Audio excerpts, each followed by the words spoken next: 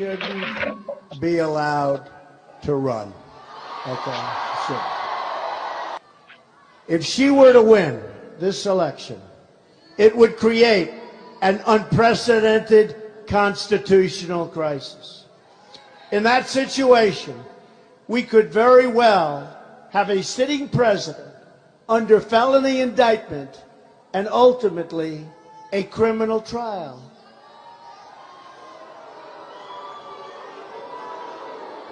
It would grind government to a halt.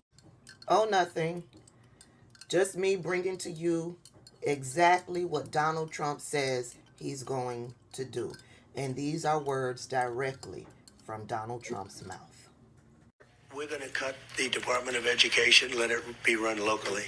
We have this end the Department of Education? End it, other than to have a little tiny coordination. You know, it would be nice to make sure that everybody's teaching English. Yeah. You know, let them learn English, okay? I love this. But no, we're cutting the Department of Education. I was ready to do it before. And then, again, the COVID really, if we didn't throw money at that, you would have had a depression. We would have been in a depression. And when I got out, the stock market was higher than when just before COVID came in. So that would be the first thing. That would be the first department. Oh, it's going to happen. That's going to happen immediately. We're going to do like Department of Interior. There's so many things you can do. One of the things that's so bad for us is the environmental agencies. They make it impossible to do anything. And so in Louisiana, they had these massive refineries, that LNG plants, but massive, essentially, refineries. 14, 15 years they've been trying to get permits. I got it done in one day. One day I got the permit. Don't tell anybody, please. That is a clip from an interview that Donald Trump did with Fox News after the verdict was read. And join me in another 30 minutes or so.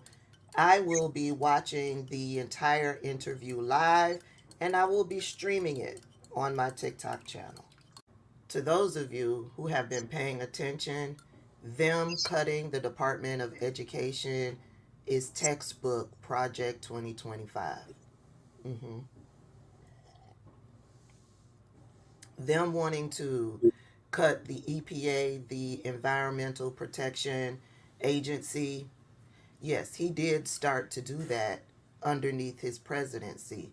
This is why underneath Joe Biden, you started to see all of those train derailments, right? That is the agency that would protect black neighborhoods where these industrial plants will build their plants in the middle of black neighborhoods, slowly poisoning black people to death by the release of their toxic fumes. Yeah, underneath Donald Trump, it won't take years for black people to be poisoned to death. It will be more immediate because whatever environmental protections that Joe Biden has been able to establish underneath his presidency, on day one, Donald Trump will get rid of it. This is why it's important for you to familiarize yourself with Project 2025. So when he goes out and he does these interviews talking about the things that he's going to cut, you'll know where he's getting this information from or where this information is tying to. He's speaking textbook Project 2025. And let me slow it down for those of you that said we were using Project 2025 to fearmonger. Project 2025 isn't real. Project 2025 isn't legal. Tell them that, because they plan on instituting it once Donald Trump or whatever Republican president gets into the White House. I told y'all I haven't been talking about politics since October 7th. I've been doing this thing since Donald Trump ran the first time back in 2016. I'm not new to this. I'm true to this. All right, so she talked about Project 2025. I see AP is in the chat saying he hate we as black people like buying half of the story. He also said that she was off. Said she was missing context. Oh my God, wrong train derailment. It's not the EPA. It's the Department of Transportation. I know we talked a little bit about this on Sunday. Was it Sunday we talked about Trump? We talked about Trump. So I just wanted to kind of bring this story out. It was sent to me, so I said I'd discuss it. What are you guys' thoughts about that? I mean, I think it's easy to say that, he sounds hypocritical in the beginning, but I mean, what is there to say? That's politic talk for you, right? Yesterday's news is yesterday's news. You think people are going back trying to find his own clips and spending hours trying to dissect everything he has ever said? Not really. People are more concerned about their day-to-day moment, what's happening at this very instance, as opposed to what happened 2 weeks ago. I mean, you got to remember, he's not a politician. He's an entertainer and also a business person, or businessman in this case, right? I mean, one comment that I will make, because the woman, she seemed a little bit far off, and I do agree. What is the current Black community's wealth, overall wealth, under the Democratic regime? So I mean, just by the vote of hands alone, that should tell you something. Because I strongly really believe, and obviously everybody's gonna chime in and cut in a different angle, but I do strongly believe everybody should have their own slice of, their own slice of something, create their own, own pathway. I think for the longest part, there has been all these like subsidized programs that unfortunately has crippled more people than it's really aided them to kind of get up and do something for themselves. But I'll yield it right there. All right, go ahead. And White, he came off the mic. Oh no, I ain't come off, but I okay, I can though.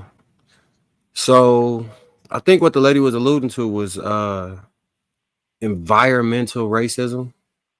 That's what is usually called. So when somebody uses lower income or what they call marginalized groups or people of color places, and they dispose of toxic waste or they cut down on the restrictions that are supposed to keep people safe, put in place by the EPA and a couple other industries. If health is wealth, and they're like extreme. Have you seen the movie Aaron Brockovich? I think it was called. I don't know if any of y'all seen that before, where they were suing the corporations for whatever is it power or oil or some type of drilling, and it was causing people to get an immense amount of cancer, and they was clustering it, and they could factor it back to what occurred with whatever corporation that was there. So she's alluding to those type of practices when she's talking about cutting those things down. I'm not familiar with what he was talking about. He was getting a permit for, but I'm familiar with the context of what environmental racism constitutes. It's a real thing. A lot of times when your bottom line is the most important thing for shareholders or the board members, that's going to be overlooked and skirt any chance they can in order to push the profit margins further. And unfortunately, that tends to take root in lower income neighborhoods who typically tend to be people of color. So you could say it's classism, but it'd be the same groups for the most part. But yeah, I think that's what she was speaking to. All right, go ahead, Clout. Yeah, I was gonna say, based off what she was saying, and it seems to be something that's prevalent in politics. It seems as though it's never really about the message; it's about the messenger.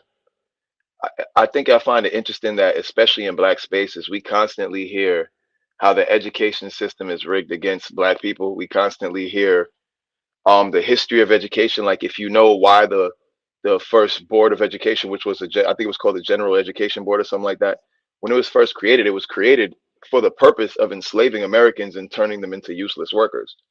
So it's like we have this system that's in play for years, and we always talk about how bad it is and how useless it is.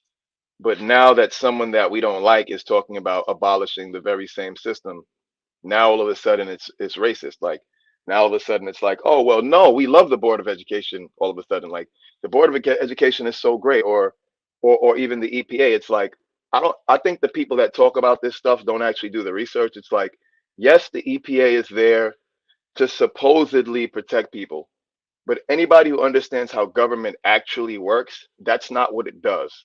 What the EPA does is it creates a bunch of regulations that make it impossible for new businesses to grow and basically price out smaller businesses and only make it so that the companies that are already monopolizing business have more power to do so. They usually do these things under the guise of helping the common person. But but but like they even did a joke about this on The Simpsons because the EPA has so much power to regulate that they actually can cripple industries or control industries. That's why you're seeing so much push now for electric, even though electric is almost useless, even though it's not more efficient, even though it's not better.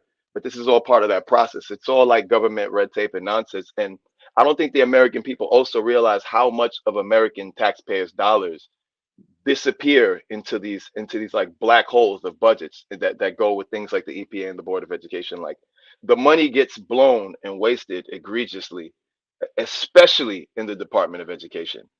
And I think that yeah, I don't think there's anything wrong with us looking at the concept of leaving those things to the states to be able to determine. I don't think nothing's crazy about that. I just really think that again, like once the policies are attached to a certain face or a certain person, it's always going to be promoted as this is bad for the black community. I also think that's kind of part of the Democratic strategy. It's like, let's mobilize a lot of black faces against these policies and make these policies seem racist. Because once you tell black people something's racist, they kind of stop doing research, stop listening, just go, oh, it's racist. I ain't fucking with it. So I don't know. She sounds completely uninformed, and it just sounds like she's kind of fear mongering. And I kind of expect that from people with her disposition. It's always some like artsy looking lady with some funny glasses that has all these concepts about what's good and bad for the black community. She probably lives in some white neighborhood in a really fancy apartment. Probably doesn't even see black people regularly. I don't take it seriously, but of course, because Trump's involved, it's automatically racist. I don't know. For me, it's kind of lame. But yeah, that's my take on it.